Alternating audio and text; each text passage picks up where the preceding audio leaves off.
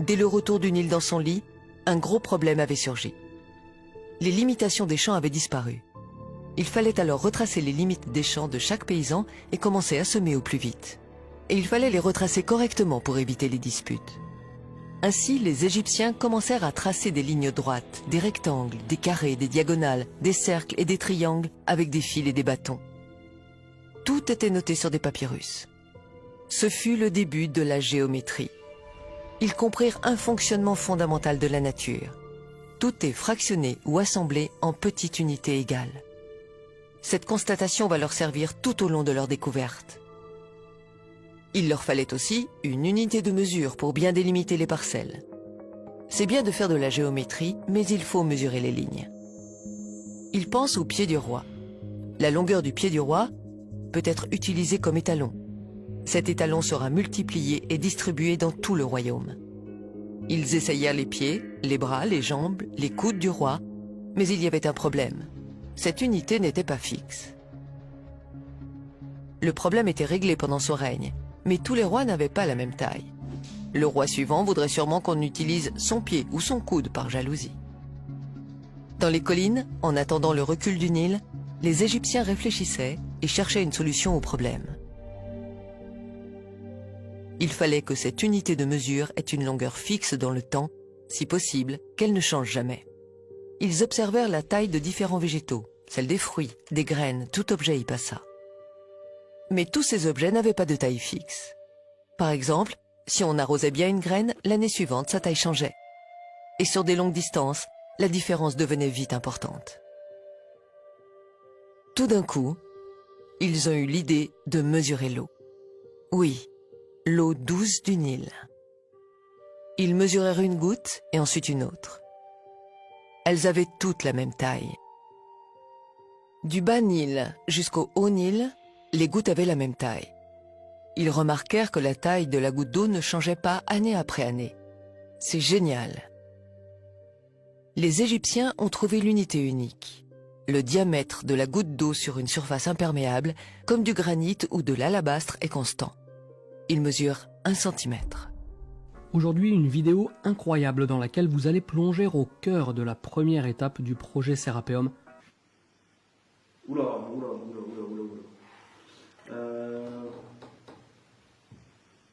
Donc ça c'est l'arête N sur le schéma. Est-ce que les Égyptiens connaissaient le mètre ou pas? J'en sais rien.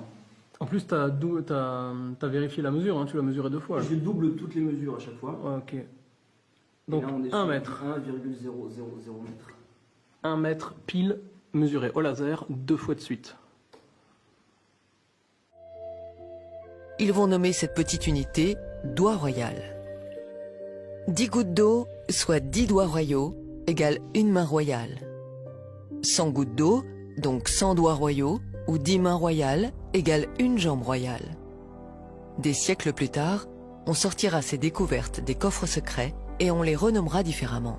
Le doigt royal sera appelé le centimètre, la main royale le décimètre et la jambe royale le mètre. On les présentera comme des découvertes récentes et on se les appropriera made in France. Le diamètre de la goutte d'eau douce mesure ce qu'on appelle aujourd'hui 1 centimètre. L'eau est une constante universelle. La taille de la goutte d'eau douce ne changera jamais pendant des milliers et des millions d'années. Oui, l'unité universelle, le mètre, n'a pas été inventée en 1780, mais elle fut découverte par les Égyptiens il y a des millénaires. Le mètre est une unité universelle parce qu'elle est mesurée sur l'eau. L'eau est la seule matière qui soit stable. Tous les autres matériaux ou objets sont difficiles à mesurer ou alors ils varient dans le temps. L'architecture de l'univers entier est construite sur cette unité. Sur le mètre, cette unité immuable, ont été définies les 6 unités fondamentales de la physique et de la chimie d'aujourd'hui.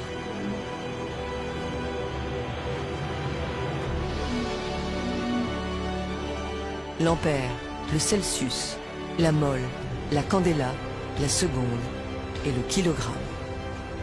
Donc, tout.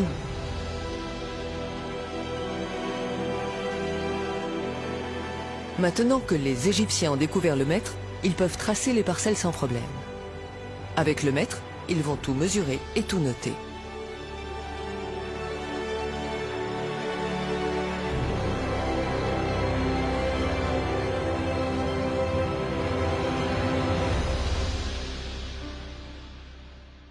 Ils prennent un disque de diamètre d'une jambe royale et l'entourent d'un fil. Ils déroulent le fil et le mesurent. Le périmètre du disque fait 3 jambes royales et 14 doigts royaux, soit 314 doigts royaux. Un disque de diamètre 10 déroulé correspond à 31 unités et à 4 sous-unités. Un disque de diamètre 1 correspond à 3 unités et à 14 sous-unités. Un chiffre ressort à chaque fois. 314, 31,4, 3,14. Ils pensent que ce chiffre est important. Ce chiffre, c'est le pi, 3,14. Les Égyptiens connaissaient avec précision le pi bien avant Archimède. De cette expérience, ils vont aussi déduire le système décimal. Ils découpent le disque en 6, le mesurent sur la jambe royale, le mètre. Ils obtiennent le chiffre 52 cm et 36 sous-unités, millimètres. Ils le notent et pensent que ceci est important. Au fil de leurs observations, ils constatent que le volume d'une sphère représente 52,36% du volume d'un cube.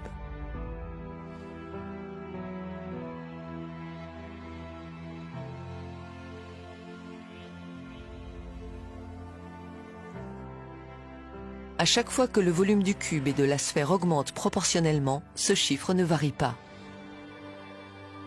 Ils viennent de découvrir l'une des constantes universelles les plus importantes gardées secrètes, le 52,36. Par 2 fois, dans les volumes et dans les formes, ce chiffre est partout. Ils ont conclu que ce chiffre est sacré. Les Égyptiens avaient découvert le chiffre 52,36, qui est une constante universelle comme le pi et le phi. Le 52,36 est une constante universelle importante, plus que le pi et le nombre d'or, puisqu'elle relie l'espace en 2D avec celui de la 3D. Maintenant, comment utiliser ce chiffre unique? Ils posèrent un bâton sur la jambe royale, le mètre, qui est divisé en 100 unités. Ils coupèrent le bâton pour qu'il fasse 52 doigts royaux et 36 sous-unités. La coudée royale était née. La coudée royale vaut 52,36 gouttes d'eau, c'est-à-dire 52,36 cm. À partir de ce moment-là, toute l'Égypte aura pour étalon une constante universelle, la constante royale. La coudée royale égyptienne, telle qu'elle est présentée dans les musées, 28 doigts ou 7 paumes, est incompréhensible. Elle est déguisée de façon à ce que le peuple ne comprenne pas l'origine de cette coudée. Peu importe qui a déguisé la coudée, mais quand on la pose sur un mètre, elle affiche 52 cm et 36 mm. Elle devient une constante universelle. Elle prend tout son sens. Ils inventent une autre mesure, la moitié du mètre moins 5 mm, appelée la coudée royale babylonienne. Ils utiliseront ces 2 étalons, et le mètre restera caché. C'est pour cette raison que l'on retrouve partout le mètre dans la grande pyramide, puisque la coudée royale est graduée sur le mètre. Toute autre unité, le yard, le pouce, le mille marin, le pica, le pied, sont tous étalonnés arbitrairement ou gradués sur le mètre. Il n'y a rien d'universel ou d'invariable dans la nature qui mesure 1 pouce, 1 yard ou 1 mille.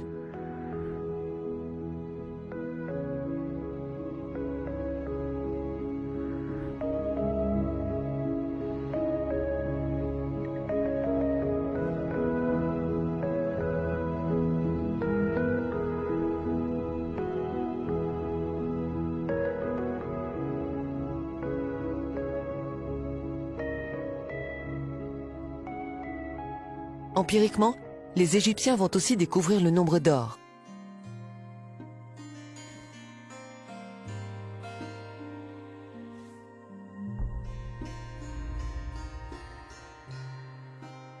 Ils raisonnent ainsi. Puisque les dieux ont utilisé ces chiffres sacrés partout dans la nature, pour que nous restions nous-mêmes reliés à la nature, nous devons les intégrer dans nos constructions et faire comme les dieux. Un raisonnement simple, mais de génie. Des principes sacrés. Les Égyptiens intégreront partout les constantes universelles. pi, le nombre d'or, la constante royale, toute la panoplie de la géométrie sacrée avec le maître. Les Égyptiens connaissaient la suite de Fibonacci en nombre d'or des milliers d'années avant lui et l'ont appelée la suite d'addition. Le temple de Képhren, le temple d'Edfou, le palace d'Akhénaton sont construits avec le rectangle d'or. Voici la vérité, bien loin de l'image des Égyptiens primitifs qui tapaient des cailloux l'un contre l'autre et qui tiraient des pierres tout au long de la journée. Parvenus à ce stade, les Égyptiens pensèrent qu'ils pouvaient aussi utiliser l'eau comme étalon de poids.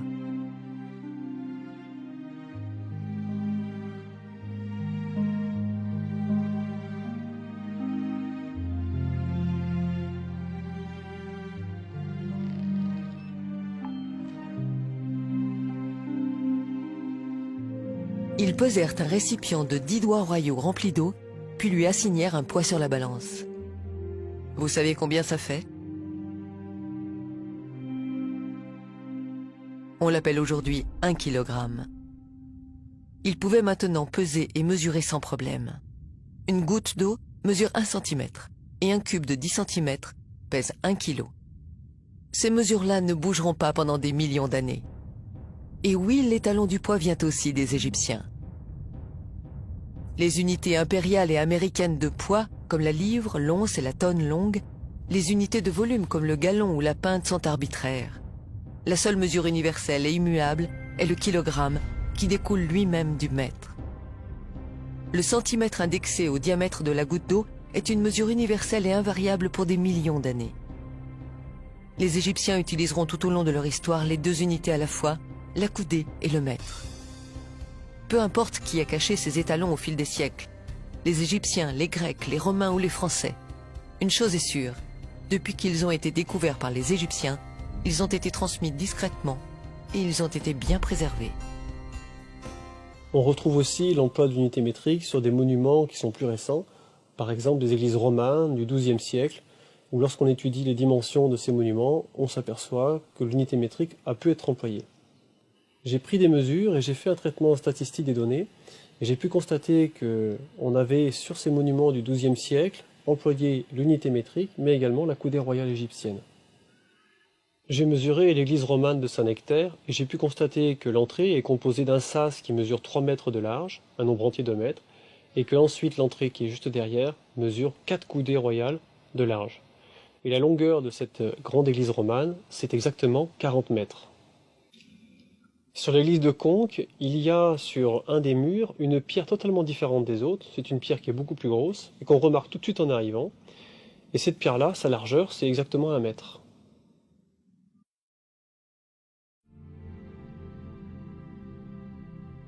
La chambre du roi, elle, sera construite avec la dimension de 10 coudées par 20 et 11,18 coudées de hauteur. Certains peuvent supposer que les Égyptiens, simples d'esprit, se sont dit « Faisons la chambre du roi en 2 cubes simples côte à côte et c'est réglé. Rien d'exceptionnel. » Vraiment? En effet, c'est ce petit 11,18 coudées qui nous fait encore une fois découvrir d'une manière spectaculaire le niveau scientifique atteint par les Égyptiens. Les 4 constantes universelles, pi, le nombre d'or, le nombre royal et le mètre, vont être fusionnés de la manière la plus parfaite et incroyable qu'il soit. Si on relie par des traits les coins de la chambre, on découvre que le périmètre de la chambre fait 31,416 mètres, soit pi en dixième de mètre. La somme des 3 côtés de ce triangle est égale à 52,36 coudées, la constante royale. Ce triangle est le triangle sacré d'Isis, 3, 4, 5. Et maintenant, oubliez les unités de mesure, le mètre, la coudée, le pouce, le yard, le mille, etc. L'idée des Égyptiens est d'exprimer le chiffre 100 et de construire la chambre avec 100 pierres. Ils vont choisir 7 numéros pour que la totalité fasse 100. Ils calculent leur racine carrée. Ensuite, le nombre d'or, phi, au carré, multiplié par la racine carrée de 4, 5, 9, 16, 20, 21, 25.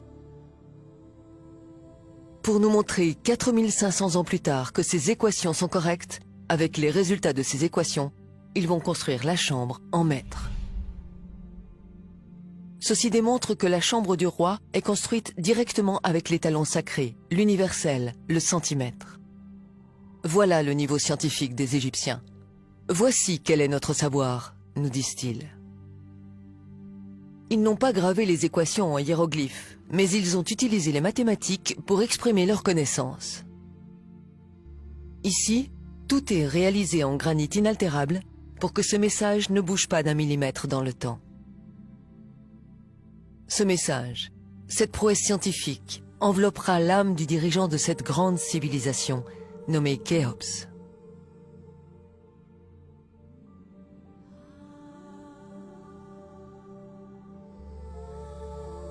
Les Égyptiens avaient compris l'essentiel, que Dieu ou l'architecte de l'univers a construit la nature et toutes ses composantes à l'aide d'une matrice qui s'appelle les mathématiques. Ils se sont ensuite appliqués à leur tour comme des dieux. Ils ont intégré les mathématiques partout, ce qui les a profondément connectés à la nature. Cette façon de construire, basée sur les constantes universelles, sera répandue partout sur Terre au fil des millénaires. Les cathédrales, les églises et diverses constructions seront réalisées avec la coudée, le mètre, pi et phi, qu'on nommera mystiquement la géométrie sacrée. C'est pour cette raison que lorsqu'on entre dans une cathédrale, on se sent bien et immédiatement apaisé. Nulle part dans le monde n'existe un monument ou un objet tel que la pyramide de Khéops. Dans son livre de 311 pages, La chambre de Khéops, l'auteur exprime son admiration en seulement 4 phrases. Il serait vain d'y chercher des traces d'improvisation, de modification ou d'imperfection. Du sol au plafond, tout est parfaitement réalisé, dit Gilles Dormion. Les petits pavés de granit venus d'Assouan seront acheminés par les fils de transporteurs. Ainsi, 1500 tonnes de granit seront montées en pavés de 30 à 40 kilos. La pyramide continue à s'élever. Ils coulent toujours le parement pour ensuite remplir l'intérieur. Ils utilisent les mêmes coffrages depuis déjà 10 ans. Les Égyptiens prenaient bien soin de leurs outils. Les passages se ferment un par un au fur et à mesure que la pyramide monte.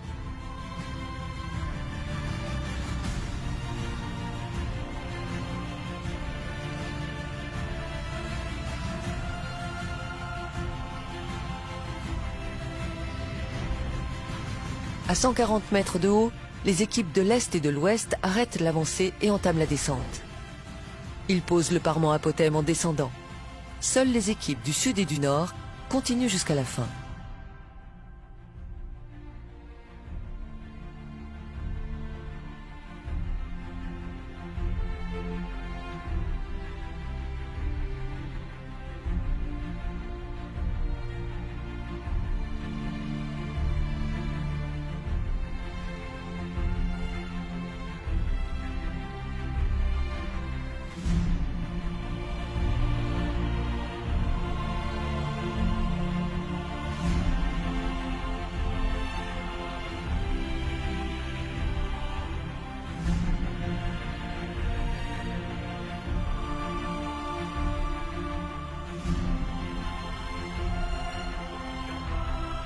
L'architecte Émiono et Khéops montent symboliquement pour décoffrer le pyramidion.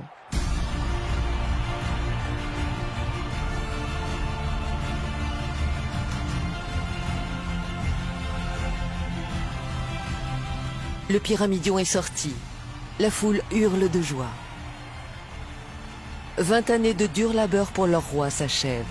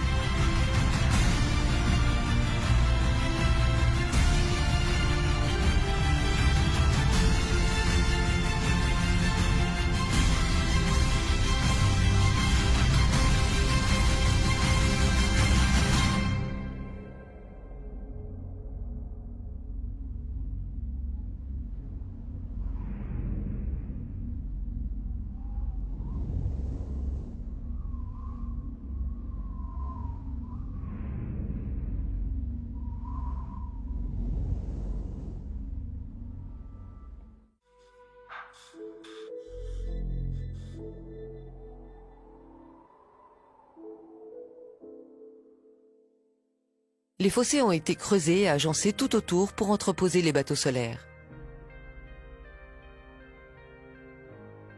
Les ouvriers construisent également le temple du roi. Sa dépouille viendra d'en bas depuis le port. C'est à partir de ce port et de cette chaussée monumentale que le peuple viendra en pèlerinage adorer son temple et sa pyramide. C'était une sorte de boulevard de promenade comme il y en a dans toutes les villes aujourd'hui. Cette chaussée est alignée avec les étoiles Bételgeuse, Al-Nilam et Rigel au sud-ouest. 14 degrés, toujours à minuit 00. Gizeh devient un lieu sacré. Et rapidement, à la même époque, les Égyptiens construiront les 3 petites pyramides devant la sienne. Des mastabas pour les prêtres, les ouvriers et les chefs de travaux. C'était un grand honneur d'avoir sa tombe à côté de celle du roi.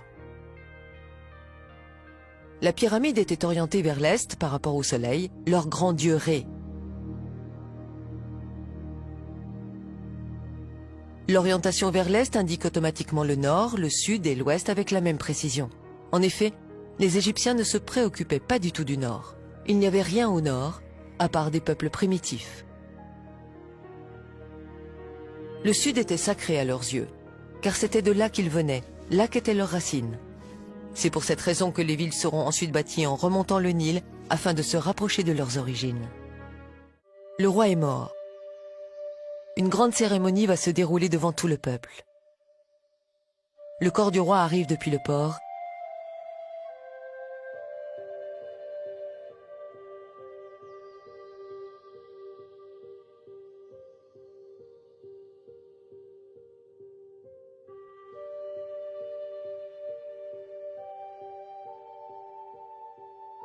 Il est momifié dans le temple.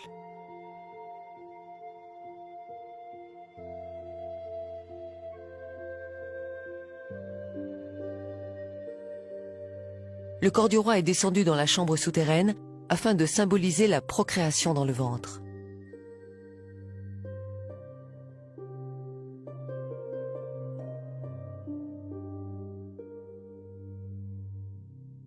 Puis c'est la naissance. Il sort de l'obscurité et vient à la lumière du jour, symbolisée par l'arrivée au niveau du sol.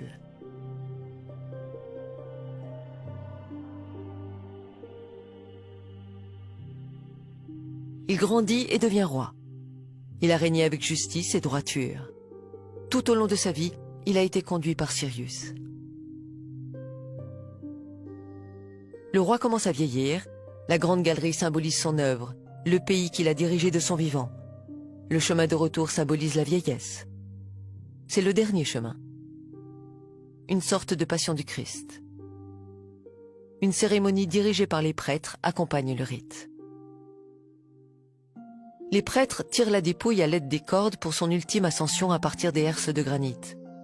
Le granit, symbolique sacré. La dépouille du roi arrive dans sa dernière demeure, là où son âme va partir pour l'éternité. Le corps restera là, jusqu'à l'arrivée de Ré, le 14 juillet prochain. Son corps était posé dans le sarcophage et son bateau était enterré devant sa pyramide. En attendant Ré, afin de combattre les ténèbres, l'âme du roi sortait la nuit grâce au conduit. Ainsi son âme pouvait naviguer dans les cieux.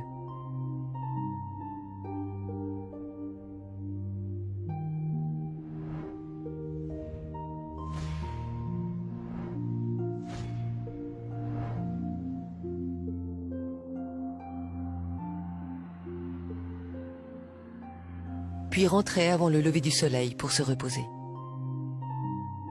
La chambre souterraine et la chambre médiane sont parfaitement centrées dans l'axe de la pyramide, sauf celle du roi. C'est la première chose qui frappe quand on regarde une coupe de la pyramide. Une anomalie? Une imperfection? Non. Cela correspondait à un rituel précis.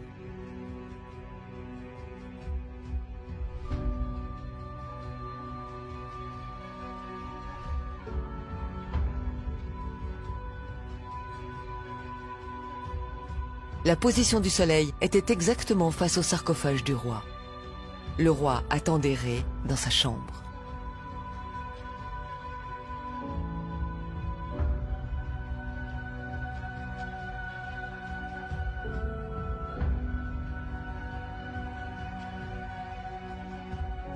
Le 14 juillet, Ré vient chercher l'âme du roi.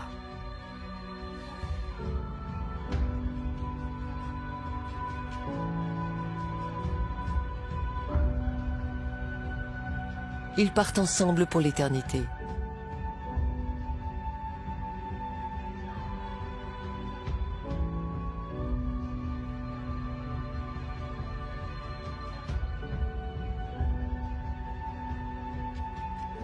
Le corps est sans âme.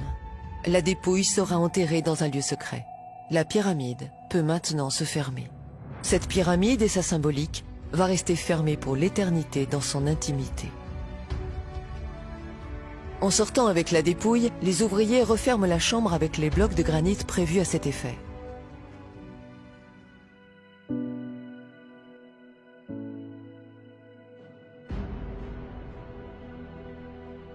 Les ouvriers vont laisser une boule de dolérite et un crochet en cuivre en souvenir dans la chambre médiane, puis reboucher les trous.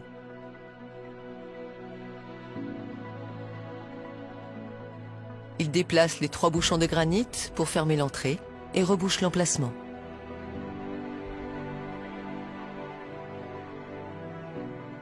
Ils prennent la sortie du boyau de service construit il y a 15 ans. Ils descendent au niveau de la grotte et posent le bloc de granit derrière eux.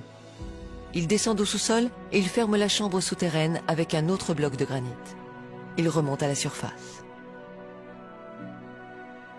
À l'extérieur, ils posent le parement sur leur chemin et scellent l'entrée. Ainsi, la pyramide est fermée.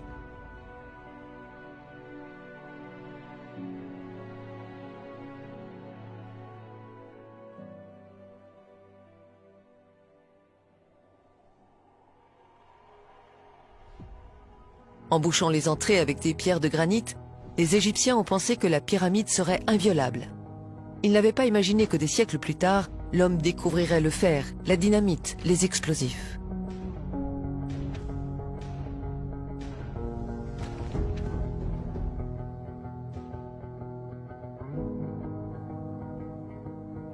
Cénotaphe de Khéops ou pas? On peut avoir une réponse définitive. En 1970, un projet pour explorer les conduits de la pyramide avec des robots voit le jour. C'est le projet Jedi. Dans le conduit sud de la chambre médiane, le robot découvre des traces de dessins en rouge qui datent du jour de la construction. Il suffit de faire les prélèvements de cette peinture et de comparer sa composition chimique avec les hiéroglyphes trouvés dans les cavités de la chambre du roi. Il se peut que ce soit la même main.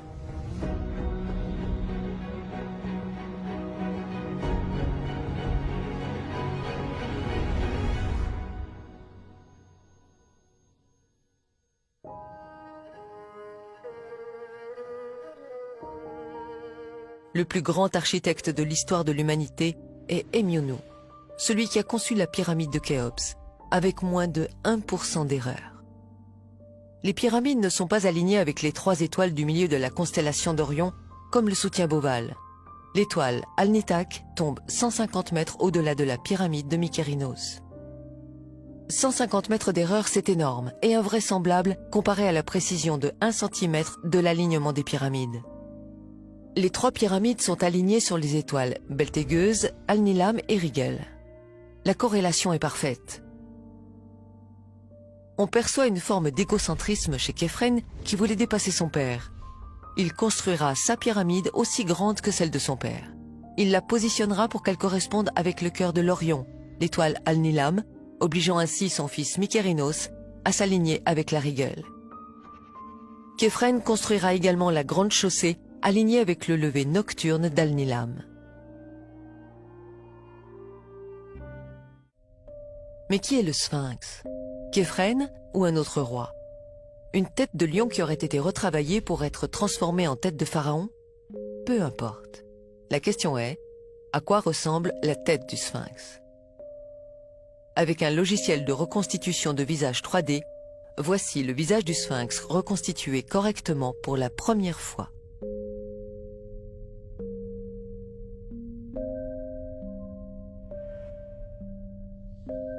Sans commentaire. Puisqu'ils étaient noirs, il est logique de faire une sculpture à leur image. Comme un peintre qui peint son dieu à son image, les Égyptiens ont fait le Sphinx à leur image. On imagine mal des Égyptiens blancs réaliser une sculpture de leur dieu ou de leur roi avec un profil nègre. Vous avez entendu le mot nègre. Il est injuste de vous montrer une recette sans vous présenter les véritables cuisiniers de ces monuments. Regardez toutes ces sculptures. Vous remarquerez une chose, elles ont toutes les nez cassés.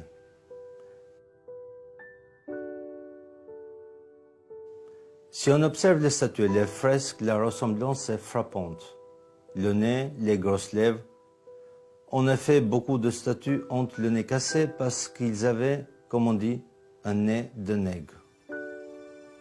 Hérodote dit que les Colches étaient une colonie des Égyptiens parce qu'ils avaient la peau noire et les cheveux crépus. Livre 2, Euterpe. Les Colches étaient une colonie africaine qui a migré pour s'installer vers la mer Noire. Aristote parlera aussi des Égyptiens en les décrivant comme excessivement noirs. Ceux qui sont excessivement noirs sont quoi? Ce sont les Égyptiens et les Éthiopiens. Les Grecs utilisaient 4 mots pour dire noir: sombre, brun ou ténébreux. Kéleinos, Eremnos, Aiton et Mélas. Mélas est le noir physique le plus total.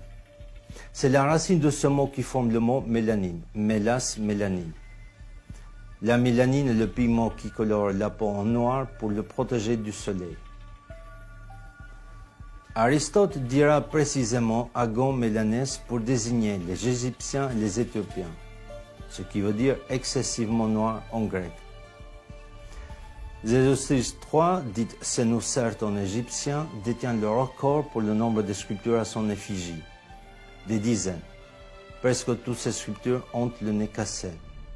Mais quelques-uns ont échappé à l'inquisition raciale. Le professeur sénégalais Diop a demandé au musée de Caire de faire 3 prélèvements d'1 mm² sur des momies de Ramsès II, de Séti Ier et de Toutmosis III, exposées au musée de Caire. Une fois les prélèvements analysés, ils révéleront le taux de la mélanine. Plus le taux de la mélanine est élevé, plus la peau est noire. Que je mets à la disposition des participants du colloque pour qu'on les observe au microscope. Et nous pouvons absolument voir le taux de mélanine sous la peau des anciens Égyptiens. Il en reste suffisamment malgré la destruction partielle de l'épiderme. Dans la région qui sépare le derme et l'épiderme, il y a des inclusions des bases des cellules des mélanocytes en quantité suffisante pour révéler un taux de mélanine absolument absent chez les races leucodermes. Et j'ai voulu dès l'an dernier appliquer cette étude aux momies royales de Ramsès II, de Séti Ier et de Toutmosis III. Depuis un an, j'écris au conservateur du musée du Caire, car il ne me faut pas plus d'1 mm², 1 mm² de peau, mais prise toujours dans la même région, et je n'ai pas eu ces échantillons, je le regrette. Par conséquent, c'est une étude très facile, accessible, qu'on peut faire. Voici les lames, ce sont des préparations, il suffit de les mettre sous l'objectif d'un microscope pour voir le taux de mélanine. Alors, sur la base donc de mes propres investigations, que sont celles-ci, et jusqu'à ce que d'autres investigations... Le musée n'a toujours pas répondu depuis 35 ans. Les Égyptiens s'appelaient les Kémites et l'Égypte s'appelait Kémet, le pays du noir. Non, ce n'est pas la couleur noire du limon, du Nil qui est évoquée, comme certains archéologues le prétendent, mais bien la couleur de la peau de la population qui vivait là. Quand on parle du pays des Blancs, on ne fait pas allusion à la couleur de la neige des Alpes. Finissons avec les rumeurs, si Howard Carter a falsifié le masque d'or de Toutankhamon et reproduit des faux reliques. Observez le masque de Toutankhamon et le visage de cette Africaine. Je vois mal Carter, l'Européen, réaliser ce masque typé africain. Il est midi, la température est au taquet, c'est-à-dire qu'il fait à peu près 45-46 degrés. Il n'y a absolument pas d'ombre, vu que c'est une carrière et qu'il n'y a aucun bâtiment et qu'on ne peut absolument pas s'abriter. Autant vous dire que je ne veux pas rester ici 3h30. Bon, donc là il commence à faire un peu chaud. On se trouve derrière la pyramide de Mykérinos. Je commence à comprendre pourquoi Fémi n'est pas venu.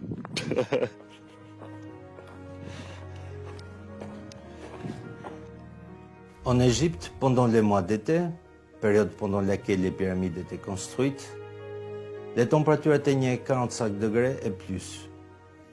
Sous ce soleil écrasant, aucune autre race humaine ne pouvait survivre torse nu plus de 4 jours sans subir des brûlures graves de la peau. La seule race capable de résister pendant des jours et des mois, sans problème et sans crème solaire, c'est la race nègre à la peau noire. Je fais de la peinture artistique et je n'ai jamais eu de préférence pour telle ou telle couleur. Un peintre aime toutes ces couleurs. Mais on dit qu'il faut rendre à César ce qui appartient à César. Eh bien, rendons aux Égyptiens ce qui appartient aux Égyptiens. Les Égyptiens des pyramides, pendant des millénaires, étaient des nègres, ni mat, ni métis, mais noirs de charbon.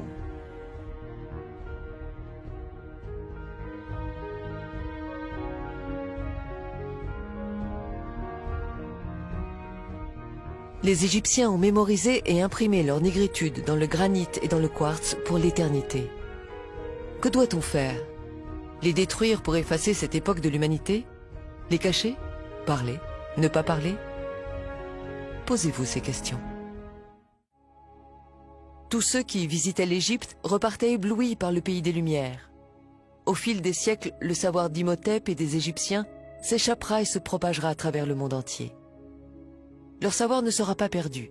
Il sera partagé, parfois pris de force par les Perses, les Grecs, les Philistins, les Romains, le monde entier. Il sera transmis de génération en génération. Pendant presque 3000 ans, Imhotep a été vénéré comme un dieu. Des pèlerins venaient chaque année de tous les coins du monde jusqu'en l'an 350, date à laquelle Constantin décida de convertir tout l'Empire au christianisme. À partir de cette époque, les temples dédiés à Imhotep le prophète seront détruits et les prêtres massacrés. Les croyances païennes et égyptiennes ancestrales seront toutes effacées. Imhotep sera remplacé par Jésus-Christ et il tombera dans l'oubli. Le traité d'Imhotep sera remplacé par le serment d'Hippocrate. Les Afro-Égyptiens étaient vus comme des dieux pour les peuples qui les rencontraient. Nous réalisons maintenant qui sont ces extraterrestres et ces dieux.